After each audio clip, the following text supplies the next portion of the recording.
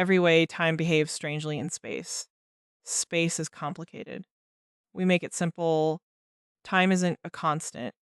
That sentence should bother you more than it probably does. Clocks run at different speeds depending on how fast you're moving and how close you are to a massive object, and the universe enforces this rule everywhere, all the time, whether or not anyone is around to notice. We're going in order from the mildest distortions to the most extreme, then we'll sort them a second way by whether they've actually been measured, because some of these aren't theory anymore. They're engineering problems. Velocity time dilation. We begin with the gentlest version, and also the one with the strangest history, predicted by Einstein in 1905 in a paper written by a patent clerk with no laboratory and no telescope. Special relativity states that the faster an object moves relative to an observer, the slower time passes for that object from the observer's point of view. At everyday speeds, the effect is so small it's meaningless, but it isn't zero and it isn't hypothetical. Astronauts aboard the International Space Station, orbiting Earth at roughly 28,000 kilometers per hour, experience time slightly slower than people on the ground, purely from their velocity, at a rate of a few microseconds per day. Here's the fact that should genuinely bother you. Astronaut Scott Kelly, who spent 340 consecutive days aboard the ISS, returned to Earth measurably younger than his identical twin brother Mark, who stayed on the ground. Not by a dramatic margin, only a matter of milliseconds, but a real measured, confirmed difference because his body had been quite literally moving through time, slightly slower than his twins the entire time. Two genetically identical humans, born minutes apart, now technically disagree on what time it is, and the disagreement is permanent. Here's the fact that should genuinely bother you about how long humanity has actually been measuring this. Velocity time dilation wasn't confirmed with everyday human scale objects until 1971, when physicists Joseph Hafele and Richard Keating flew commercial airliners carrying extremely precise atomic clocks around the entire world, once eastward and once westward, then compared the results against a stationary reference clock left on the ground. The clocks that had flown returned measurably out of sync with the ground clock by amounts that matched Einstein's predictions to within experimental error. A Nobel Prize worthy prediction confirmed using scheduled commercial flights, ordinary airline tickets, and suitcases. Here's the part that lingers. The eastward and westward flights didn't drift by the same amount or even in the same direction, because the rotation of the Earth itself meant the two flights were moving at different actual speeds relative to the planet's center, a detail that had to be factored in precisely for the experiment's numbers to match theory, and did. Gravitational time dilation. Here's the twist. Velocity isn't the only thing that warps time. Mass does it too. According to general relativity, time runs slower the closer you are to a massive object, because gravity itself is a curvature of space-time, and clocks deeper in that curve tick more slowly than clocks farther out. Here's the fact that changes everything about how modern civilization actually functions. GPS satellites orbit at high altitude, far from Earth's gravitational pull, which means their clocks run measurably faster than clocks on the ground, about 45 microseconds faster per day from reduced gravity, partially offset by about 7 microseconds slower per day from their orbital velocity, for a net gain of roughly 38 microseconds daily. That sounds negligible until you realize GPS positioning depends on precisely timed signals traveling at the speed of light. An uncorrected drift of 38 microseconds a day would translate into a positioning error that grows by about 10 kilometers every single day, rendering the entire GPS network completely useless within hours if engineers hadn't built relativistic correction directly into the satellite's onboard clocks. Every time your phone tells you which street you're on, it's silently relying on Einstein's century-old equations, correcting for the fact that time moves differently 400 kilometers above Earth's surface than it does at your feet right now, sitting exactly where you are. Black hole time dilation. Here's the reframe. If gravity from a planet can measurably bend time, gravity from a black hole can break your intuition entirely.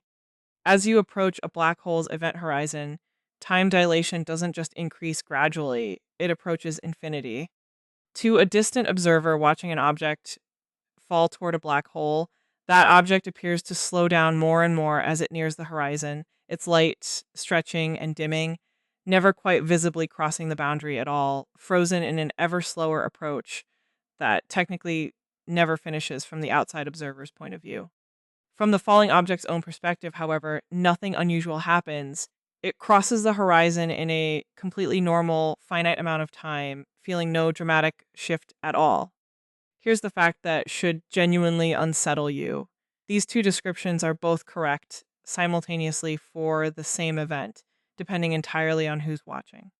There is no single universal answer to the question, when did that object cross the horizon? The answer depends on where you're standing and how strong the gravity is where you're standing to watch it happen. This isn't a limitation of our instruments. It's the actual confirmed structure of how time and gravity relate to each other throughout the universe. Interstellar's black hole and the real physics behind it. Here's the fact that closes the loop on popular culture: the extreme time dilation depicted in the film Interstellar, where an hour on a planet orbiting close to a supermassive black hole equals roughly 7 years back on a distant ship, isn't fictional exaggeration. It's a legitimate, physically consistent outcome of orbiting a rapidly spinning black hole at just the right distance. And it was worked out with the direct involvement of physicist Kip Thorne, who later shared a Nobel Prize for his work on gravitational waves. Here's the part that lingers. This kind of extreme dilation genuinely could exist around a real, sufficiently massive and rapidly spinning black hole, meaning if humanity ever discovers the right kind of black hole close enough to visit, a crew could, in principle, choose to spend a single afternoon near its edge and return to find that decades or centuries have passed everywhere else. Time travel forward, in other words, isn't fantasy. It's just an orbital mechanics problem paid for entirely in the currency of never getting to see anyone you left behind again at the age you remember them. Twin paradox scenarios beyond Earth orbit. Here's the pivot. Scott and Mark Kelly's millisecond gap is the smallest possible version of a much larger idea. If a spacecraft could travel at a meaningful fraction of the speed of light, say 90%, the crew aboard would experience time passing dramatically slower than everyone left behind. A round trip lasting 10 years from the crew's own perspective could correspond to more than 20 years passing back on Earth, and at speeds closer to the speed of light, that gap widens further without any hard limit except the impossibility of reaching light speed itself with mass on board. Here's the fact that should genuinely bother you. This isn't a loophole for immortality. The crew wouldn't feel like they were aging slower. From their own point of view, time would feel completely normal, exactly as it does for you right now. The strangeness only becomes visible in comparison when the traveler returns and finds a world that aged without them, friends and family gone, entire technologies replaced, an entire culture that moved on decades ahead of the moment they personally remember leaving. Fast enough travel isn't a way to live longer by your own clock. It's a one-way ticket into a future you skip the wait for. Closed Timelike curves. Here's the fact that pushes past dilation entirely into something genuinely stranger. General relativity's equations, taken purely at face value, don't just allow time to slow down. In certain extreme hypothetical configurations, they allow paths through space-time that loop back on themselves, called closed Timelike curves, theoretically permitting travel into your own past. Proposed setups include an infinitely long, rapidly rotating cylinder of exotic matter, or the interior of a certain kind of rotating black hole solution, both of which remain purely mathematical constructs, with no known way to actually build or encounter one. Here's the part that should genuinely bother you. Most physicists don't think these solutions describe anything that could ever physically exist, precisely because they would allow paradoxes. A traveler preventing their own birth, information appearing with no origin. Physicist Stephen Hawking half-jokingly proposed what he called the chronology protection conjecture, the idea that some undiscovered law of physics must forbid these loops from ever actually forming in reality, specifically to keep the universe logically consistent.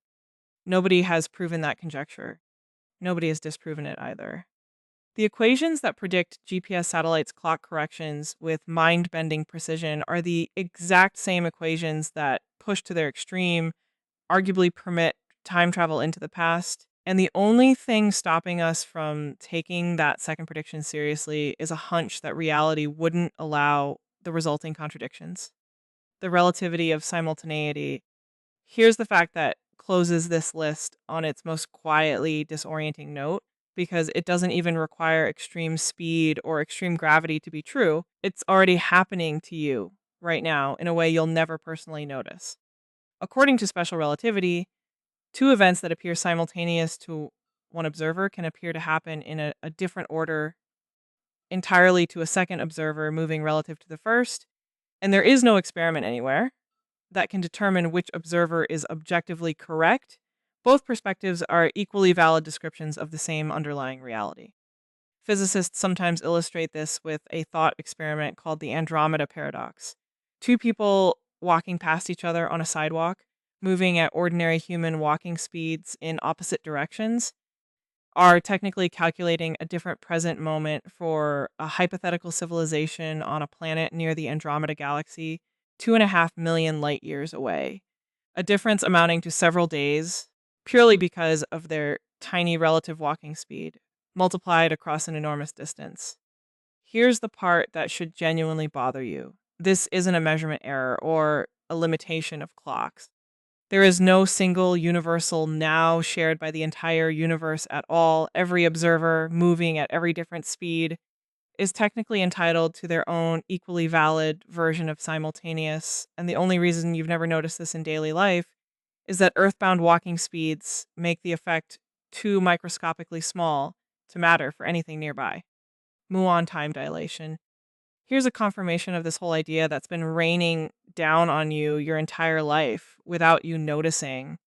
Muons are short lived subatomic particles created when cosmic rays slam into the upper atmosphere, roughly 15 kilometers up, and under normal laboratory conditions, they decay in an average of about 2 microseconds.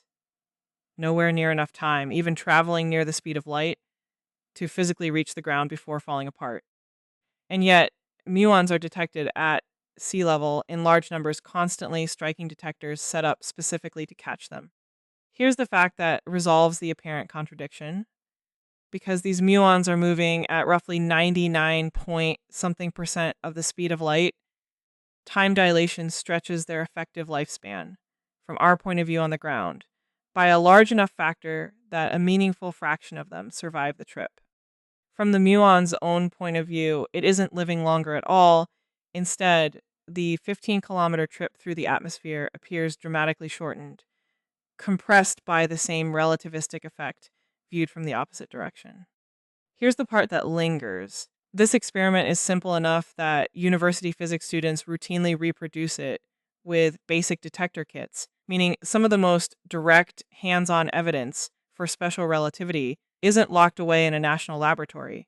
It's raining down through the ceiling of an undergraduate lab, and through you, right now, constantly, whether anyone happens to be measuring it or not. Let's sort these 8 again a different way, not by how extreme they are, but by whether they've actually been measured. On the confirmed and mundane end, velocity and gravitational time dilation, both directly measured, both actively corrected for every single day inside your phone's GPS chip, whether you've ever thought about it or not.